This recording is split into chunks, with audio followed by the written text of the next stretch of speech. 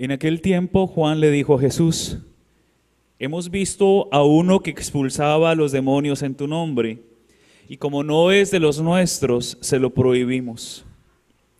Pero Jesús le respondió: no se lo prohíban, porque no hay ninguno que haga milagros en mi nombre que luego sea capaz de hablar mal de mí. Todo aquel que no está contra nosotros está a nuestro favor. Todo aquel que les dé a beber un vaso de agua por el hecho de que son de Cristo, les aseguro que no se quedará sin recompensa. Al que sea ocasión de pecado para esta gente sencilla que cree en mí, más le valdría que le pusieran al cuello una de esas enormes piedras de molino y lo arrojaran al mar. Si tu mano te es ocasión de pecado, córtatela. Pues más te vale entrar manco en la vida eterna que ir con tus dos manos al lugar de castigo, al fuego que no se apaga. Y si tu pie te es ocasión de pecado, córtatelo, pues más te vale entrar cojo en la vida eterna que con tus dos pies ser arrojado al lugar de castigo. Y si tu ojo te es ocasión de pecado, sácatelo, pues más te vale entrar tuerto en el reino de Dios que ser arrojado con tus dos ojos al lugar de castigo, donde el gusano no muere y el fuego no se apaga. Palabra del Señor. Gloria a ti, Señor Jesús.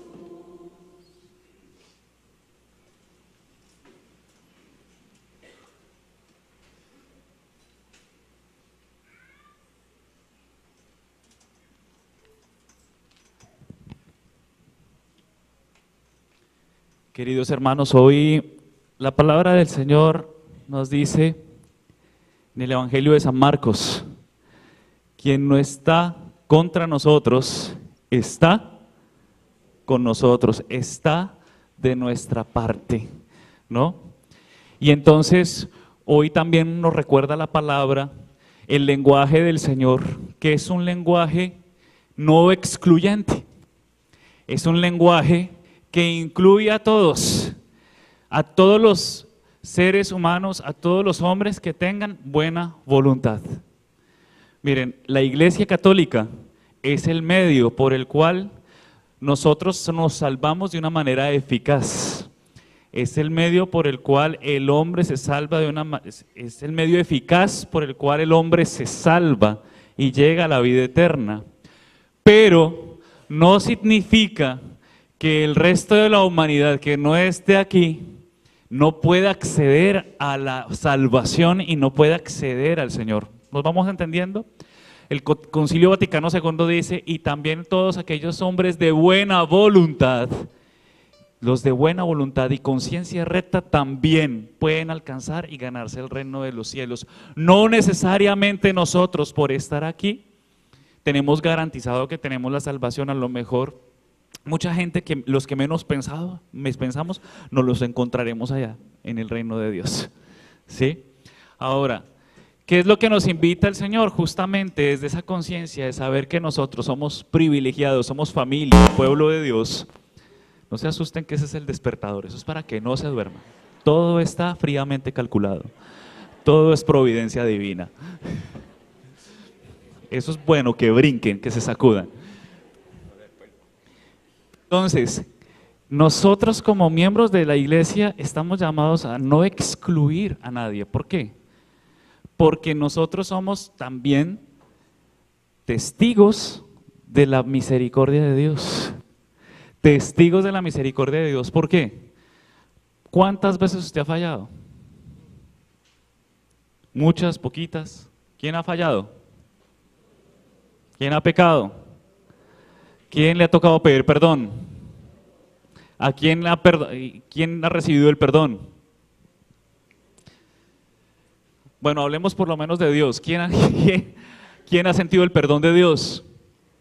Todos, todos. Si usted se siente condenado es porque usted quiere. Si usted se siente condenado es porque usted quiere quedarse condenado, pero Dios siempre apuesta por ti. Dios siempre está con los brazos abiertos para perdonarte, siempre. Por eso Yo soy un testigo de que Dios a mí me ha tenido que perdonar muchas veces, ¿sí? Y lo digo con humildad, ¿sí? Pero si yo me quedo ahí remordiéndome, mirando mi pasado, mirando mis errores, pues no voy a avanzar, no me voy a salvar. Entonces, ¿soy testigo de qué? De la misericordia de Dios. Por eso soy testigo de ella, porque yo, pobre pecador, la he experimentado su amor y he experimentado su perdón. Y como lo he experimentado, sé que el Señor a mí me invita a que a través de lo que yo he experimentado le conceda al pecador o le conceda al otro también esa posibilidad. Qué alegría es para uno que otro ser humano, otra alma pueda experimentar lo que uno experimenta. Qué alegría es para uno poder, para mí personalmente, una alegría muy grande que usted pueda experimentar lo que yo experimento. Que usted pueda entender y comprender, conocer el amor de Dios como yo lo conozco. Y no lo conozco porque yo sea el mejor, lo conozco es porque justamente en mis momentos más difíciles Él ha estado apostando por mí, dándome tanto, que viene ese recordatorio, ¿no? De este mensaje, una vez que escuchaba de la Virgen: hijitos míos, si ustedes supieran cuánto los amo, llorarían de alegría. Si ustedes supieran cuánto los amo, llorarían de alegría.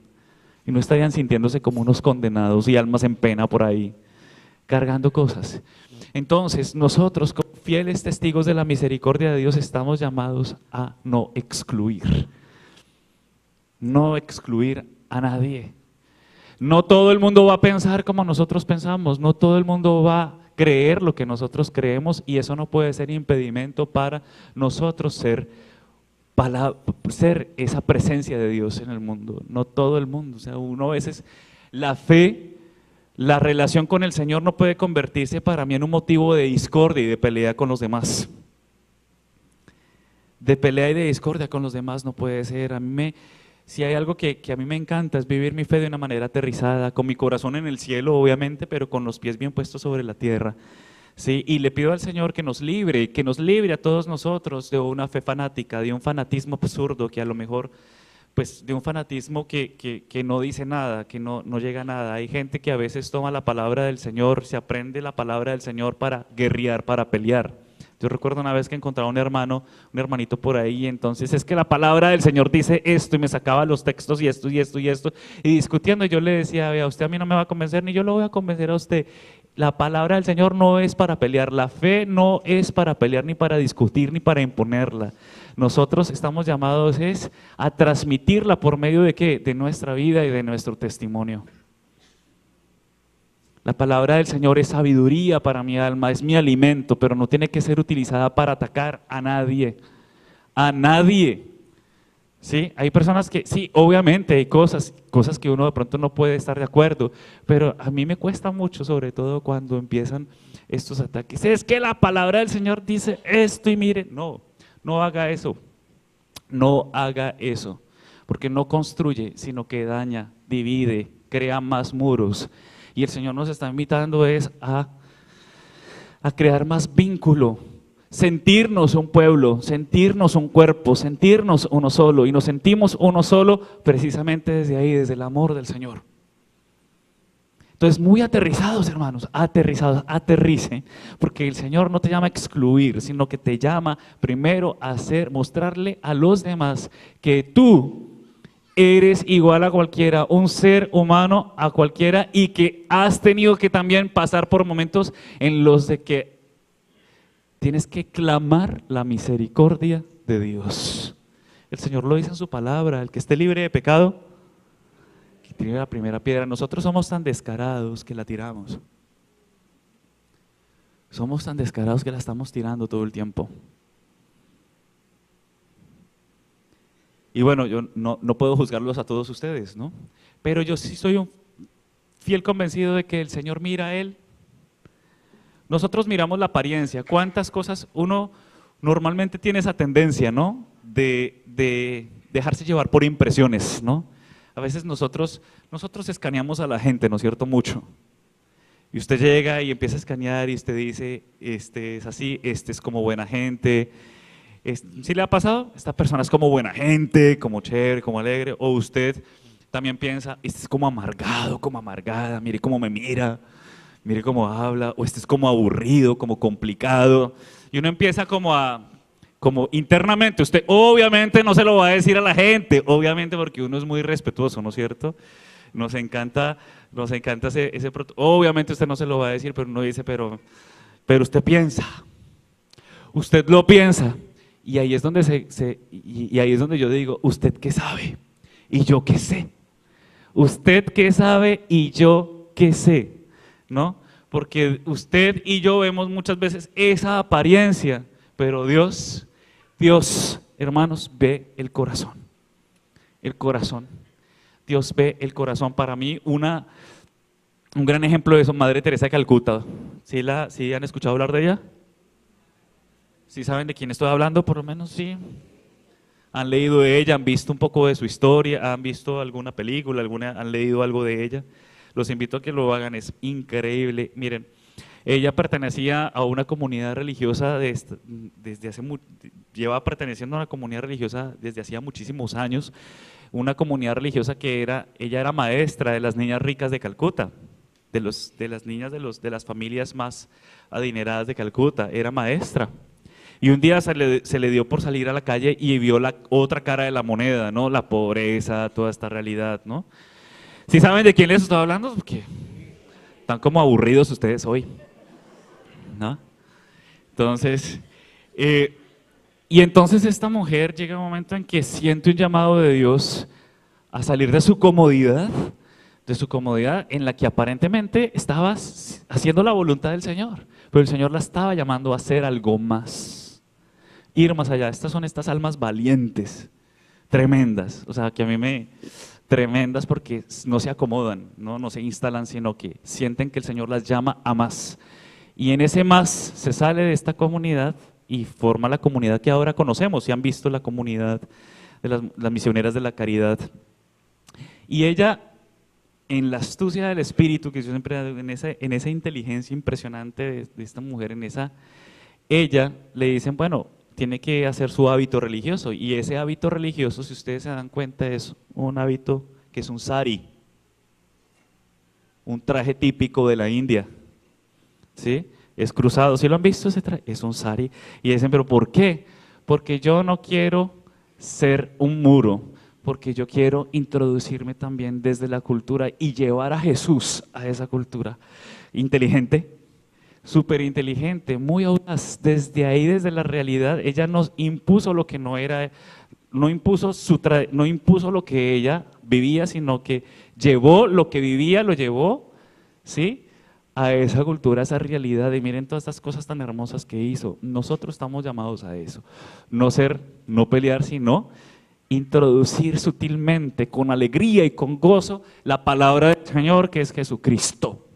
Que es Jesucristo. Miren, papás, vamos a hablar a los papás, sobre todo a los papás que sufren porque los hijos no vienen a misa, porque los hijos no rezan, porque los hijos no se confiesan, porque los hijos se fueron de la casa y ya usted está angustiada y a lo mejor angustiado porque no sabe qué va a pasar con ellos. Les voy a dar un mensajito con todo el cariño y con todo el alma y con todo el amor que les tengo. Mire, lo que usted no sembró en sus hijos desde la infancia, adolescencia y juventud, mire, téngalo en cuenta que ellos llega un momento en que se van, y lo que usted no sembró en este tiempo, usted tiene 17 años, pongámosle, 17 años, y los que todavía tienen chiquitines, tienen 17 años para formar en ellos, darles a ellos los elementos que en su edad adulta ellos mismos tendrán que aprender, ¿sí?, a decidir por ellos. Entonces, usted preocúpese cuando están chiquiticos, infunda, hábleles de Jesús, hábleles del amor y sépales hablar muy bien. Miren, hay algo que yo siempre pongo este ejemplo tan maravilloso en mi casa, mi mamá. Y le doy gracias al Señor porque ustedes la conocían, una mujer de oración, de rosario, de Eucaristía. Puede estar enferma y se va a la Eucaristía. Bueno, pongo ese ejemplo. Yo creo que todos hablamos muy bonito de nuestras mamás, ¿no es cierto? Nuestras mamás son una maravilla, ¿sí o no? ¿Están de acuerdo conmigo?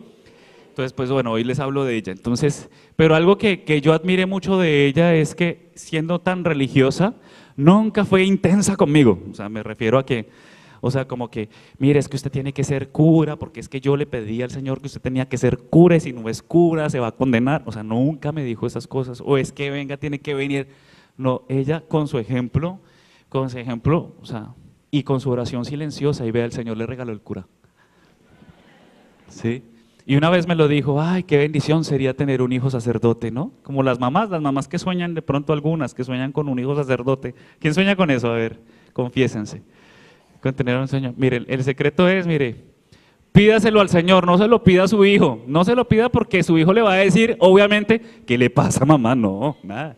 No se lo pida eso, no empiecen porque eso asusta, ¿no? Mi mamá una vez me lo dijo y yo dije, no, pero ella se puso a orar. Y como toda mamá tiene ahí su palanca con el Señor, pues obviamente el Señor responde súplicas. Y no para ser solamente para que sea sacerdote, sino que llega un momento en que sus hijos se van, usted no sufra, se van.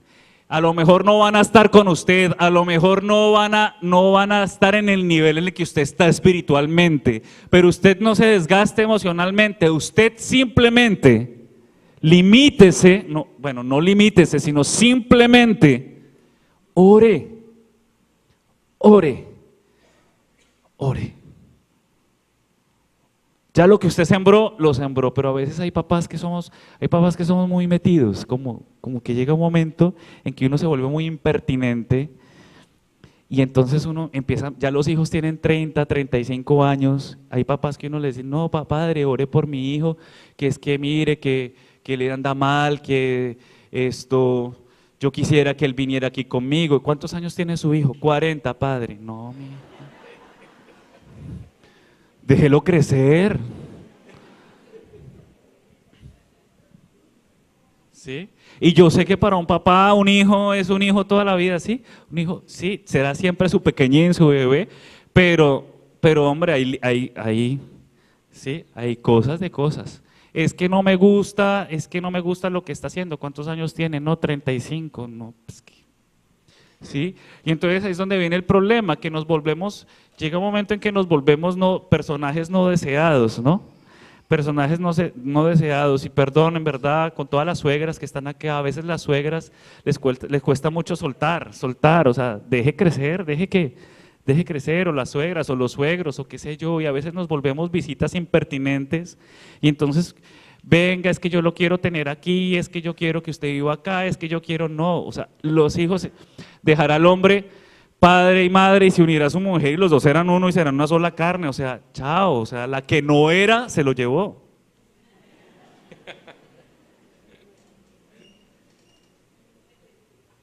Usted no va a elegir por él va a elegir, usted lo que sembró lo sembró ya, por eso los hijos son prestaditos por un rato, pero miren, no sufran, yo les digo también, les doy una buena noticia. ¿Quieren escuchar una buena noticia? Sí. Una buena noticia es que muchos de ellos se van, ¿sí? No sufra porque es que no me llaman, pero es que no me escriben, pero es que se la pasan con los amigos, se la pasa con la noviecita, miren, no pelee con eso porque perdió la batalla. La perdió. Entonces no pelee con eso, simplemente sepa que tarde o temprano usted ahí calladito, calladita, tarde o temprano ellos vuelven, se lo aseguro, esa es la buena noticia, ellos vuelven, déjelos que tengan un problemita y verá a quién van a buscar. ¿A quién van a buscar? Ahí lo van a buscar, entonces usted no tiene que estar ahí como que insistiendo y peleando por eso, ahí llegan, tranquilo, tranquilo. Cuando la que no era lo manda al sofá, ahí llega. Entonces, no podemos estar sufriendo por esas cosas, no excluyamos a nadie, no juzguemos a nadie y también tengamos inteligencia emocional, ¿sí? Y yo sé que no es fácil y hay que pedirle esa inteligencia emocional, no desgastarnos emocionalmente, sino aprender a simplificar las cosas. A ser muy sencillos, a ser muy simples, porque a veces nos la complicamos mucho.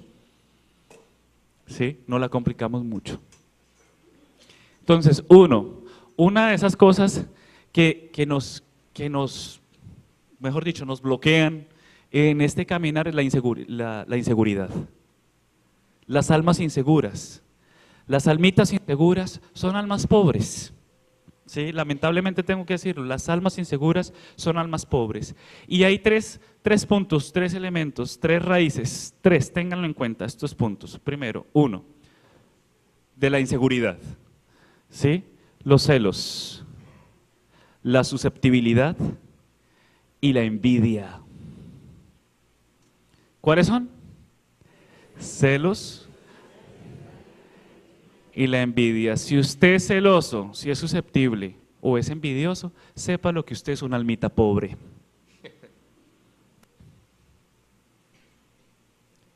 Pobre. ¿Sí? Es una almita pobre, es un espíritu pobre. ¿Sí? Y eso se manifiesta en la inseguridad. Y la inseguridad nos hace ser agresivos, violentos, muros. Nos hace ser muchas veces esa persona que es agresiva y que hace daño. Póngale cuidado, analícenla. Esa persona que hace daño, que se burla de los demás, que se burla del físico de los demás, que se burla de lo que hacen los demás, que critica lo que hacen los demás, que critica todo eso, en el fondo es una persona insegura, celosa, susceptible y envidiosa. Un espíritu pobre. Por eso uno a ese tipo de mensajes, sobre todo esto se lo digo a los jóvenes, ese tipo de mensajes de burla, de crítica, uno tiene que escuchar y desechar. Y desechar, porque también uno puede estar también ahí, claro, esta alma pobre se aprovecha también de mi alma pobre, porque yo también soy susceptible, entonces a usted le dicen, es horrible, entonces usted se creyó el cuento. Se creyó el cuento, y a veces nosotros en nuestras familias que vivimos ese bullying familiar, ¿sí? Yo me acuerdo que a mí me decían mis hermanos, usted tiene un perfil griego, y yo, ¿y por qué? Solo ruinas, ¿sí? Y entonces uno dice, ese bullying familiar, ¿no? Que uno dice, y a veces uno se termina creyendo el cuento, y resulta que uno tiene que aprender a ¿qué? A burlarse también y a seguir adelante. A seguir adelante, porque es que a veces uno sí se puede traumatizar, y ay, mi nariz, y solo, ¿sí? ¿No? Y a veces esas almitas pobres saben captar también la pobreza espiritual de uno, la saben captar. Por eso uno tiene que pedirle al Señor ese don de la confianza, ese don. Entonces, las almas celosas. Eso es un punto, las almas celosas. Y no me refiero no significa, no estoy hablando solamente desde el plano afectivo, porque obviamente hay unas que hacen unas cosas que claro, o sea, ponen al otro también a sufrir, ¿no? Entonces, eso no me refiero, pero sí celosas, porque a este sí, porque a mí no. Sí, normalmente porque a este lo tratan bien, a mí no me están tratando bien. Todo el tiempo ese tipo de cosas que lo están llenando a uno de veneno y lo están dejando, lo están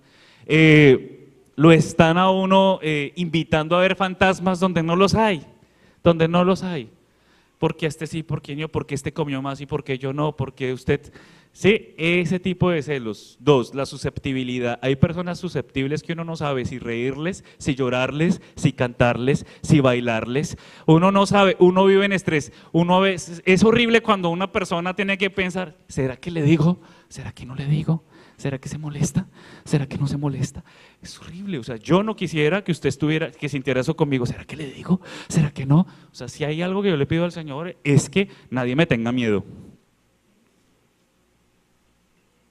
O sea, ¿qué tal uno caminando por la vida y que la gente te esté teniendo miedo?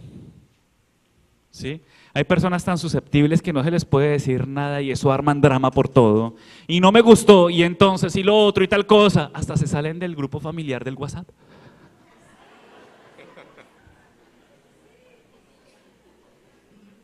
Y uno dice, porque yo tengo también grupo familiar, y uno dice, ¿pero qué le pasó? Entonces uno dice, ¿será que le digo? Y uno vuelve y lo mete, y uno vuelve y lo mete, y no, mire, y no contesta, lo dejan en visto ahí, nada, y entonces uno, bueno, pero ¿qué le pasó? Y uno dice, pero perdóneme, y hasta uno empieza a echarse la culpa, ¿no? Como dice la canción, échame la culpa, ¿sí? Entonces uno empieza a echarse la culpa como para ver, como bueno, está bien, que le dice perdón, y ahí siguen ahí con esa herida, con ese dolor. Nosotros tenemos que tener mucho cuidado con eso. Mucho cuidado con eso, o sea, uno tiene que aprender, obviamente, a pedirle al Señor ese carácter espiritual que uno diga, bueno, o sea, ya, a simplificar, a descomplicarse, descomplicarse. Ya, que el uno le dijo algo que no le gustó, pues bueno, bendígalo. Dios lo bendiga, ya se le pasará. Empiece, suelte, relájese. Porque es que a veces uno, y es que uno coge y se amarga y se queda ahí uno enroscado en el mismo punto. Y entonces eso no es bueno. No es bueno, relájese, no sea susceptible. Que mis hijos no me llaman, que esto y lo otro. Mire, no lo van a llamar, tranquilos. Si no lo llaman a usted, pues ¿qué tiene que hacer? Pues llame. Y si no le contestan, pues déjele el mensaje. Y si no le devuelven, ore por él, para que el Señor lo elimine. ¿Sí? Pero descomplíquese la vida, no se amargue la vida, no se amargue la vida. No sea una persona amargada, ¿sí? Amargada, no se la amargue, ¿sí? Yo también, en estos días, yo pensaba, el Señor me ha dado la gracia de que mis sobrinitos están viviendo por acá cerca y ya están adolescentes, ¿no? Y a veces uno al principio era, pero no me llaman, pero no vienen, no me visitan, esto y lo otro, y yo los veía con los amigos, con las amigas, con esto y lo otro, con la noviecita. Pues claro, mi hermano, que él va a preferir a la noviecita que venirse con el tío cura que lo está invitando a misa 3 veces al día.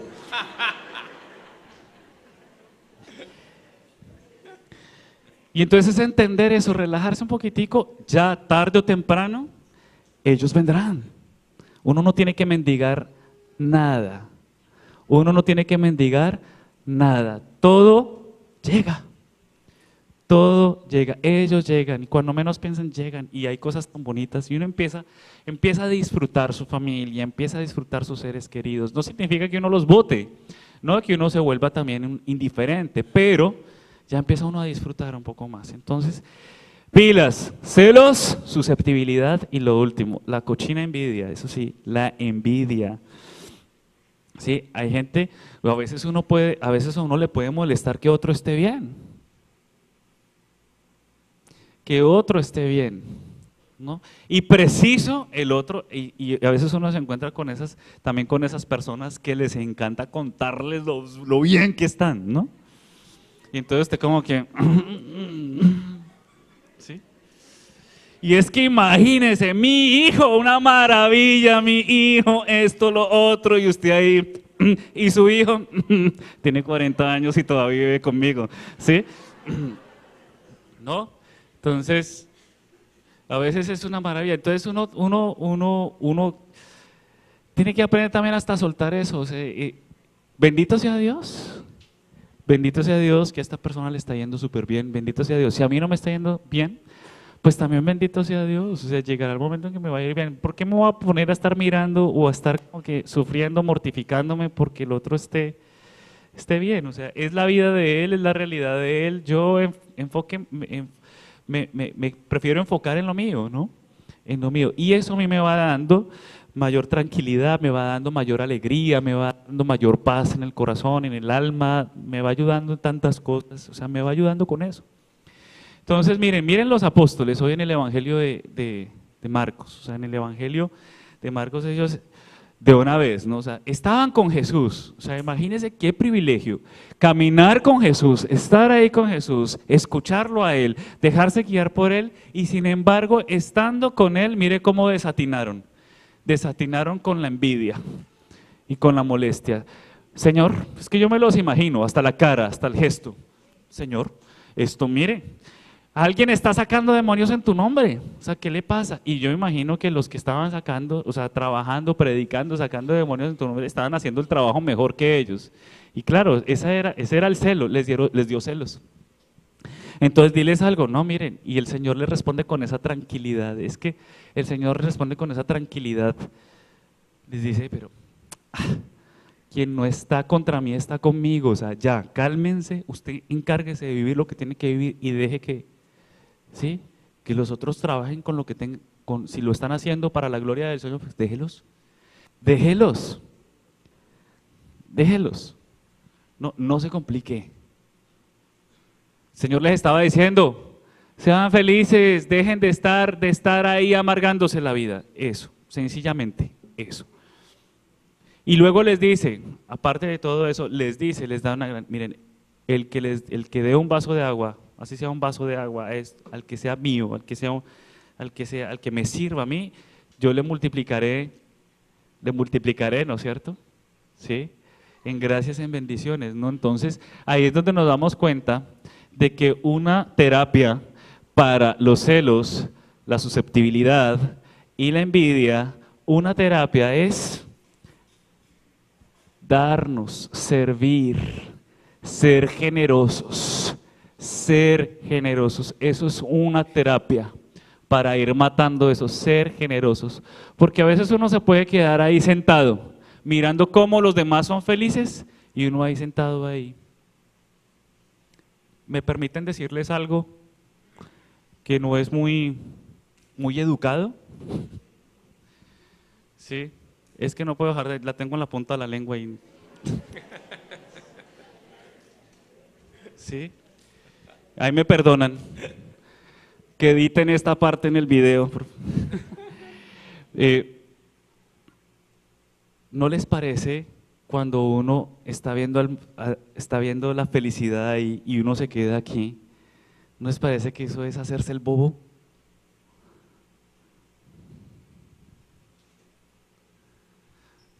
No sean bobos. Sí, o sea, como que a veces el amargarse mucho es como que, o sea, ¿por qué es tan bobo? Ya cierro paréntesis, perdón.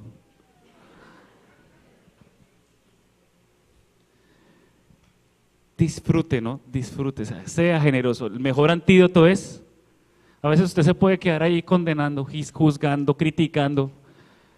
Haga lo que esa persona que usted critica hace. Haga lo que esa persona que usted critica hace. Miren, a veces nos quedamos de pronto juzgando, pero este arroz le quedó feo, pero es que esta comida, esta verdura, salado. Vaya, cocine usted. Vaya, cocine usted.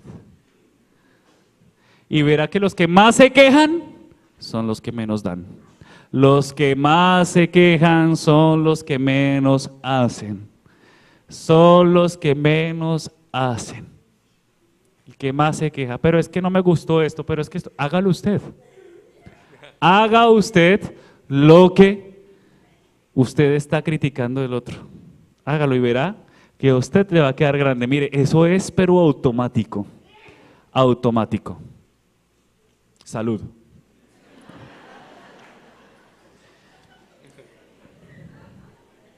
Automático, sea generoso, no se quede ahí. Mire, usted se puede quedar ahí sentado criticando, juzgando, pero no.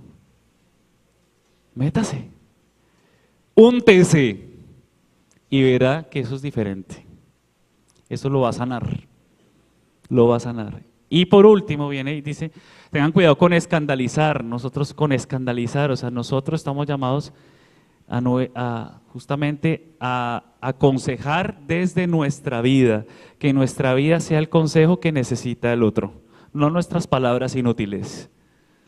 A veces uno habla mucho y queda mal. ¿Sí le ha pasado?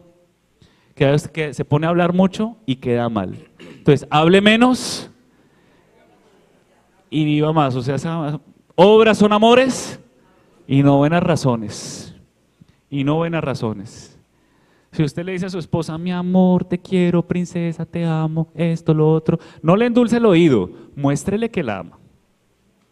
Y viceversa, mi amor, mi gordo, mi... No. Muéstrele que lo ama. ¿Sí? Muéstreselo, muéstrelo que lo ama, pero no, esa lambonería, ya, no. Porque uno empieza, ¿no? ¿No han visto? Y se ve tan chistosa la persona. Ay, me gusta. Y uno dice, pero, ¿qué quiere? O sea, no. Sí, algo quiere. Uno dice, no, obras son amores y no buenas razones. Entonces dice el Señor, también dice el Señor, córtese, si tu mano te hace pecar, córtatela, si tu pie te hace pecar, córtatelo, si tu ojo te hace pecar, sácatelo. ¿Usted se imagina cuánto tuerto, cuánto manco y cuánto cojo habría aquí? Yo los miraba a todos cuando estaba proclamando el evangelio, sácatelo, y todos...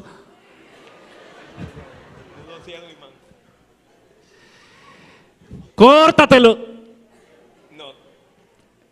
Si entendiéramos la palabra de una manera literal, mejor dicho, estaríamos aquí, pero cojeando y aquí.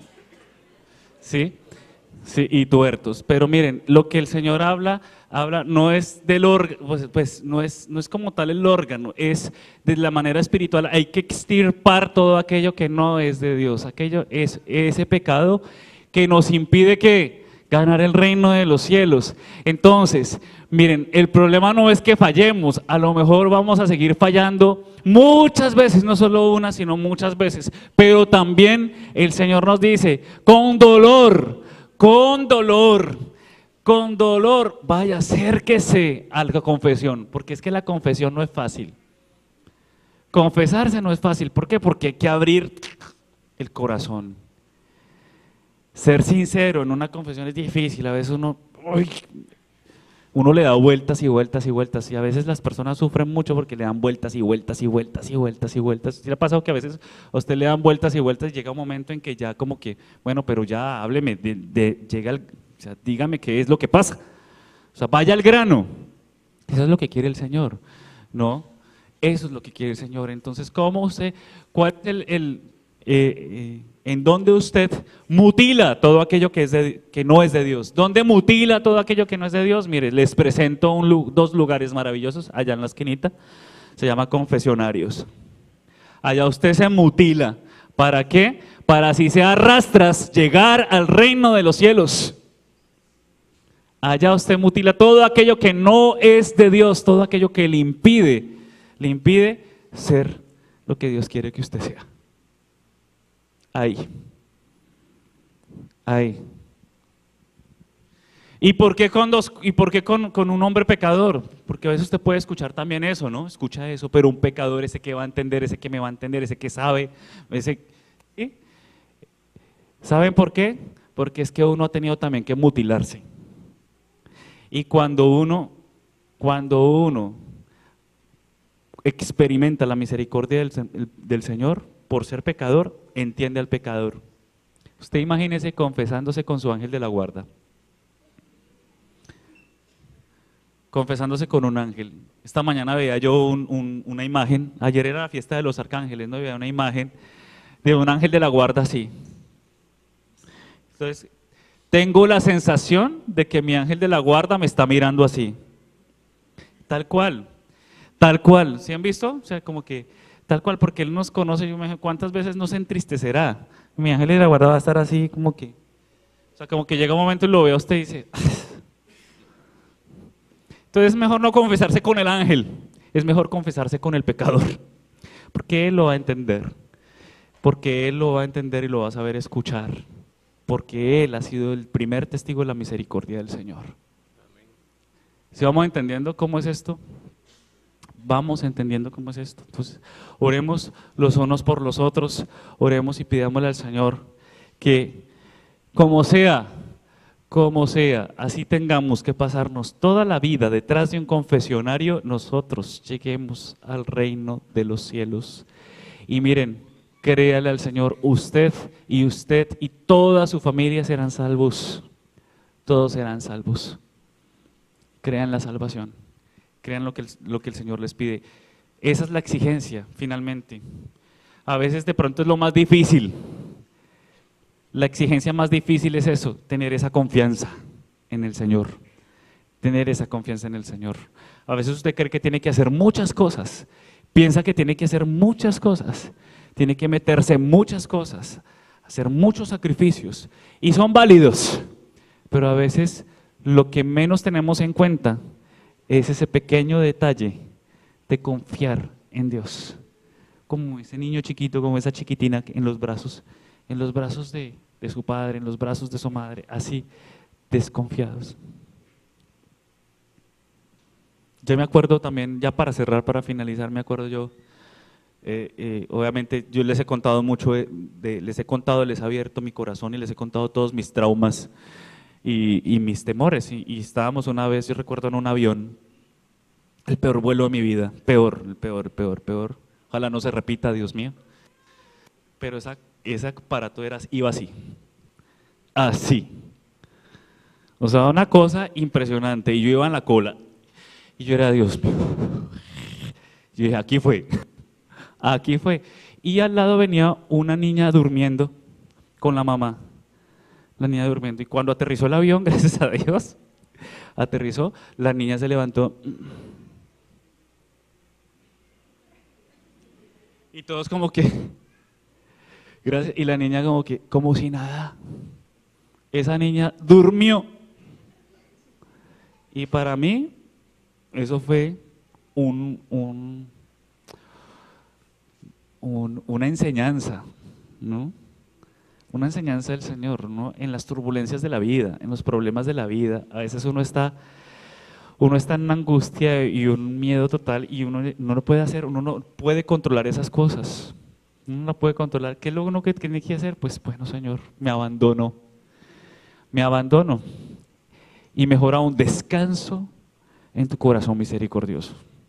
Entonces, descomplíquese, no se amargue, ¿sí? Cuando vea a alguien complicado en su casa, dígaselo con cariño, diga, vea, no sea complicado.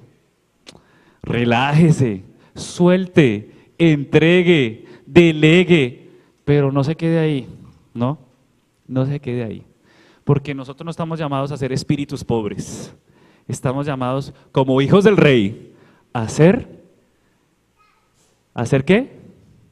Fieles instrumentos dignos del reino de los cielos. O sea, ¿quién dijo que el católico y que el Hijo de Dios tiene que estar ahí? Yo soy lo peor de este mundo, yo soy horrible. No. Con humildes, pero con dignidad. ¿Cómo es? A eso estamos llamados. Entonces, descomplíquese, suéltese y dele gracias a Dios.